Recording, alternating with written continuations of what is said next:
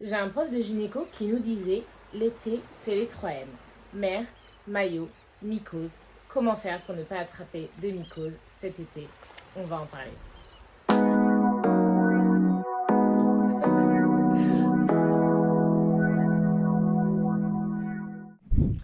Si vous ne me connaissez pas, je m'appelle Charline, je suis sage-femme, c'était simple, on l'a vu dans le pseudo quand même, et je diffuse de l'information ludique et accessible sur la grossesse et la gynécologie sur les réseaux sociaux. Aujourd'hui, on va parler des mycoses, les mycoses vaginales. Vous vous doutez que ça, on va parler des mycoses vaginales.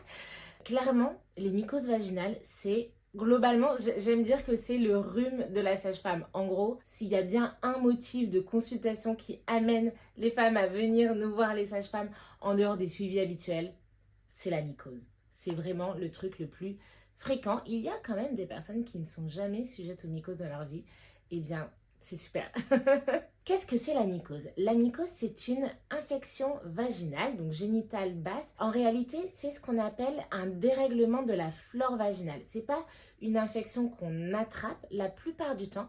En fait, c'est lié à une levure, donc un champignon, qui s'appelle le Candida albicans. C'est pas toujours cette levure-là, mais vraiment la majorité du temps, c'est celle-ci. Ça fait partie des germes qu'on appelle saprophytes, c'est-à-dire que c'est un germe qui peut être présent naturellement dans l'organisme, mais sous certaines conditions, il va se transformer et devenir pathogène. Exemple, le chocolat, c'est super bon. Faire un gâteau au chocolat, c'est une très bonne idée. Lorsque vous mettez votre gâteau au chocolat au four et qu'il cuit, il est très bon, il ne dérange personne, au contraire, comme le Candida albicans. Mais dans certaines circonstances, exemple, je laisse trop chauffer, je mets trop fort mon four, eh bien le gâteau crame, brûle et il est plus bon du tout. Et bien on va dire que c'est un peu la même chose. Je sais pas si la métaphore est bonne, mais souvent je la donne. Moi, je l'aime bien. Mais en gros, c'est un peu la même chose. Finalement, le chocolat, c'est bon, mais dans certaines circonstances, ça ne l'est pas. Le Candida albicans, c'est la même chose. Quels sont les symptômes d'une mycose? Généralement, ce qu'on remarque le plus, c'est le prurite, donc des démangeaisons, que ce soit vulvaires, donc à l'extérieur des organes génitaux, mais ça peut être également des démangeaisons internes à l'intérieur du vagin. Il peut également avoir une inflammation, donc rougeur, douleur, chaleur, voire gonflement dans cette zone, vulve et vagin. Mais également, et ça c'est important, il y a des pertes qui ont changé d'aspect. La grande majorité des mycoses, les pertes ont changé d'aspect. Si vous avez l'impression que ça démange et que c'est rouge et qu'il n'y a pas de pertes qui ont changé d'aspect, c'est peut-être une sécheresse et pas une mycose. Donc je vais revenir sur comment on fait pour diagnostiquer une mycose parce que parfois on traite des mycoses alors que ce ne sont pas des mycoses. Et dans ces cas-là, on continue de dérégler la flore. Du coup, comment on fait pour diagnostiquer une mycose? Ce que je vous conseille, c'est d'aller consulter médecin généraliste, gynéco ou sage-femme. Dans l'idéal, on fait un examen gynéco. Déjà, juste en regardant la vulve, parfois on voit les pertes, on sait que c'est une mycose. Parfois, on doit mettre un spéculum et on observe vos pertes vaginales. En fait, les pertes vaginales au moment d'une mycose, elles sont très très blanches et un peu grumeleuses, aspect l'écaillé. Donc si vous, dans vos sous-vêtements, vous constatez ce genre de perte, c'est effectivement sûrement une mycose. La plupart du temps, c'est vraiment un diagnostic clinique, c'est-à-dire on voit avec nos yeux, on le voit, on sait, on traite. Parfois, c'est pas évident, soit on n'a pas fait d'examen, soit ça fait plusieurs fois que vous avez des signes de mycose, mais c'est pas flagrant à l'œil nu. Et auquel cas, on pourra vous prescrire un prélèvement vaginal. Soit on le fait au cabinet, soit vous le ferez au laboratoire. Un long coton-tige, tel un test PCR qu'on fait dans le nez.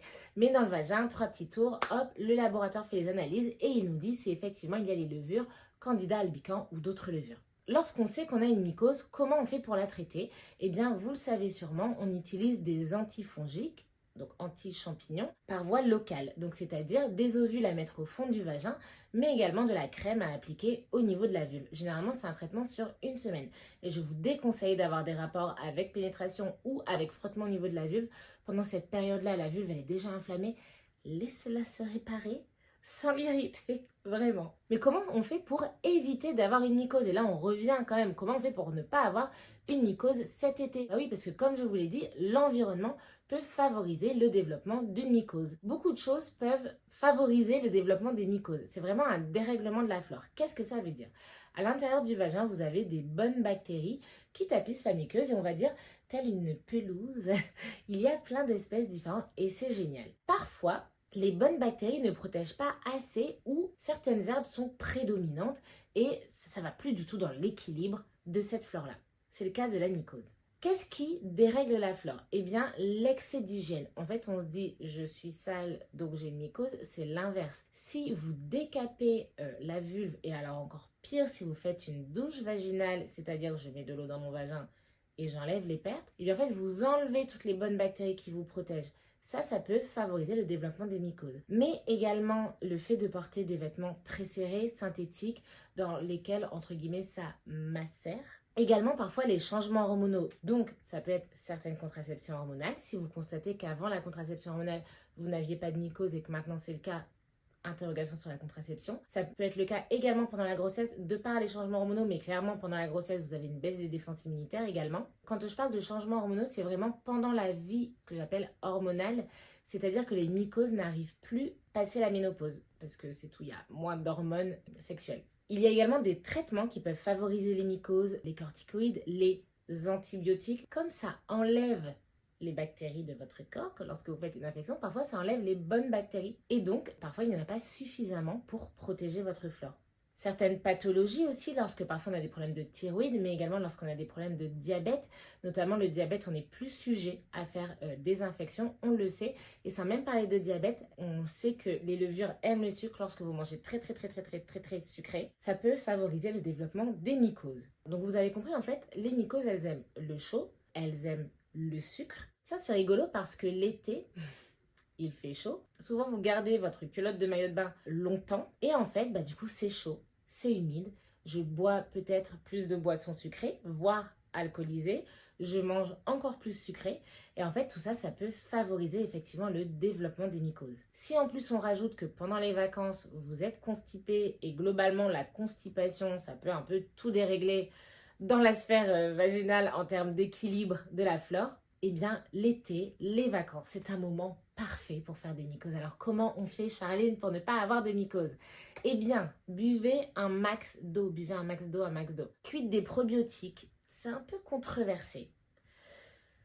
C'est un peu controversé. En gros, c'est pas obligatoire, mais ça peut être intéressant de se poser la question. Donc, on fait tout pour lutter contre la constipation. Mangez plein de légumes, plein de fruits. Et essayez d'être... je ne vais pas dire limité, mais essayer d'être raisonnable sur la consommation des trucs sucrés. Concernant la mère, pour revenir aux mère maillot mycose, n'hésitez pas à changer votre culotte de maillot de bain dans la journée. Clairement, si vous sentez que vous avez une culotte de maillot de bain qui ne sèche pas, que vous allez dans l'eau, vous bronzez, et en fait, n'hésitez pas à changer de temps en temps de culotte de maillot. Et alors, qui plus est, si après la mer, vous gardez votre culotte humide pour aller manger un bout, se balader, faire du vélo, non. Vous enlevez votre culotte humide et vous en remettez une sèche. D'ailleurs, petit tips, je vous le donne. Si vous dites « Ah, mais moi j'ai l'air tout le temps à me changer devant tout le monde, machin, la mer, c'est chiant », les culottes de maillot avec les petits nœuds sur le côté, accessoirement, c'est la vie pour les switches.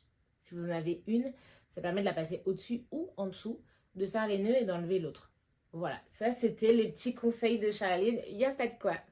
Également, peut-être que l'été, c'est un moment où vous avez une vie sexuelle plus riche, peut-être. Je vous invite plus à utiliser du lubrifiant pendant vos rapports, s'il vous plaît. En fait, lorsqu'on n'utilise pas de lubrifiant et que ça frotte, et ben ça peut irriter, et les irritations, ça peut également déséquilibrer la flore. Donc je vous invite également à lutter contre la sécheresse si toutefois vous sentez que pendant l'été, avec les rapports, la vie que vous menez l'été peut-être, vous avez plus de sécheresse intime. Je vous invite dans ces cas-là, par exemple, tous les matins, après avoir mis votre crème hydratante indice 50 sur votre corps, à prendre par exemple un peu d'huile et en appliquer sur la vulve. Le but, c'est qu'il y ait un film hydrolipidique entre l'anus et le vagin pour que les bonnes bactéries du tube digestif puissent ensemencer le vagin. Et en fait, parfois, on a des mycoses à répétition parce qu'on a une sécheresse vaginale. Petit aparté sage-femme, si jamais vous avez une vie sexuelle plus développée l'été, n'oubliez pas de vous protéger et l'été, c'est des IST. Fin de la parenthèse. Si jamais vous êtes sujette aux mycoses à répétition récidivantes, je ne sais pas si vous savez, mais dans ces cas-là, c'est vraiment important de ne pas tout de suite s'auto-traiter. En fait, à force, on se dit, je connais les symptômes, donc je vais tout de suite prendre un ovule en pharmacie et traiter. Parfois, on fait pire que mieux parce que vraiment, parfois, vous avez autre chose qu'une mycose. Et à surtraiter, en fait, vous irritez cette zone, vous déréglez la flore. Donc, je vous invite à vraiment, si vous avez plusieurs fois des mycoses, à aller consulter, à ce qu'on fasse un prélèvement vaginal et qu'on soit sûr que ce soit une mycose. Auquel cas, on traite. Si c'est autre chose, on traite autre chose. Mais surtout, si vous avez fait plus de 4 mycoses avérées dans les 12 derniers mois, dans ces cas-là, on arrête les traitements locaux et les recommandations, c'est un traitement par voie orale sur le long cours, c'est-à-dire 3 à 6 mois. Contre les mycoses à répétition, parfois c'est aussi intéressant de se tourner vers les médecines complémentaires. Par exemple, aller voir un ou une naturopathe, un ou une diététicien, diététicienne pour parler de ce genre de trucs. Mais aussi, c'est intéressant de voir dans quelles circonstances les mycoses sortent. Parce que oui, l'un des grands facteurs favorisants, c'est aussi la fatigue et le stress. Autant dire la vie. En fait, tout ce que vous croisez dans votre vie de femme, mais dans votre vie tout court, et qui est désagréable, peut favoriser les mycoses. Et vraiment, c'est intéressant, vraiment, je vous invite d'essayer de trouver la cause, d'essayer de trouver le facteur déclenchant pour agir plutôt sur la cause que sur les symptômes, bien évidemment. Enfin, si vous vous demandez est-ce qu'il faut traiter le ou la partenaire à tous les coups, pas forcément. Comme c'est pas une infection sexuellement transmissible et que c'est vraiment un dérèglement de la flore, il n'y a pas besoin de traiter en systématique le ou la partenaire. Par contre, si jamais c'est des mycoses récidivantes, que vous en avez fait 4 dans l'année, effectivement, on peut traiter dans ces cas-là le la partenaire avec de la crème antifongique. J'espère avoir répondu à toutes vos questions sur les mycoses. Si vous en avez d'autres, n'hésitez pas à les mettre en commentaire. En réalité, j'adore ce sujet, vraiment, les mycoses. C'est tellement mon quotidien. Si vous n'imaginez pas le nombre de personnes qui viennent consulter par semaine pour ce motif de consultation. Donc retenez une chose, vous n'êtes pas seul, vous n'êtes pas sale, ça peut se traiter et surtout on peut en sortir. Donc prenez soin de vous, profitez de votre été, n'oubliez pas de boire beaucoup d'eau. Franchement, l'eau, c'est la mesure préventive de beaucoup de problèmes qui arrivent l'été. Donc buvez de l'eau, amusez-vous. Pour info, cet été, je continue de vous publier une vidéo inédite tous les dimanches. Donc pour ne pas les louper, vous pouvez vous abonner. D'ailleurs, si vous avez aimé cette vidéo, j'attends vos petits pouces en l'air. En parlant de vidéo, je vous remets juste ici la dernière. Et moi, je vous dis à dimanche prochain, 10h, pour la prochaine. Ciao!